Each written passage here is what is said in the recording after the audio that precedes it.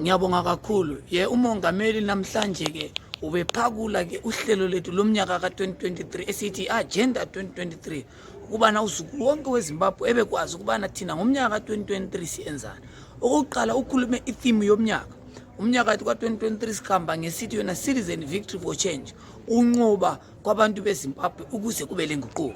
So kulolo hlelo ke sizahamba ke ngamapillars amahlanu. Into yokuqala umongameli ayikhulumileyo yikubana ke sizabe siorganize lokuqoqa umhlangano phansi ukulungisa kubana ke abantu ke sibe lulungiselelo ke uhlelo lokubana siwine ndawonye njalo siwine ke ngendlela ephakemeyo khonokho kulubizo kuZimbabwe wonke jikelele kubana uyabusebenza njani ubana uncedise ukubana ke iZimbabwe ibe lenguquko.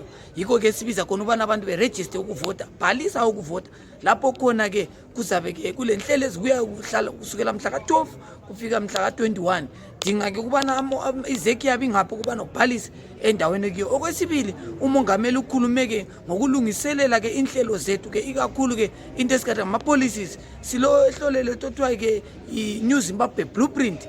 Leyo izinhlelo ama policies esizakwenza kubana sizatshintsha njani izibhedlela sizatshintsha siyalungisa njani imigwaqo sizatshintsha njani isimo ke sabantu beZimbabwe kubana sinqobe ke udubo ke lo hlupho ke esiseZimbabwe. Njalo umongameli ukhulumile ke ngokwesithathu ngendaba yokubana silungise ke indaba yokukhetha ama candidate avele ebantwini. Sizabe sile inhlelo zethu kubana ke wonke umuntu okufanele emela ke thina ke kukhetho iCCC fanele umuntu ovele ebantwini asafuna kwakudala kubana ke kuyabe kulama double candidate kuyabe kulomuntu obuya esithi mina ngikhona lo munye esithi ngikhona mele iCCC. This time siyabe silekele umuntu oyedwa omele iCCC ku parliament, umuntu oyedwa omele iCCC eCouncilini, umuntu oyedwa omele iCCC kukhetho lukamongameli. So konke lokhu sizakwenza ngokulalela izizukulwane zeZimbabwe lani balaleli lani zizalwane zeZimbabwe kubana lifuna senze njani.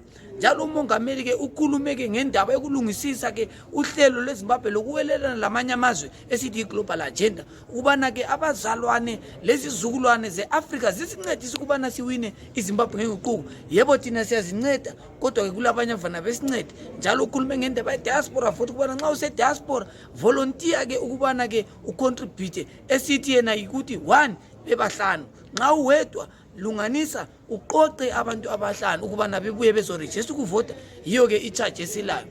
Njalo overall umongameli ukhulume ngendaba ke yokusebenza kwethu lamapolisa lamanye ke ama security forces elizweni. Ngiyakwazi balalela ukubana iZANU-PF ilokuthatha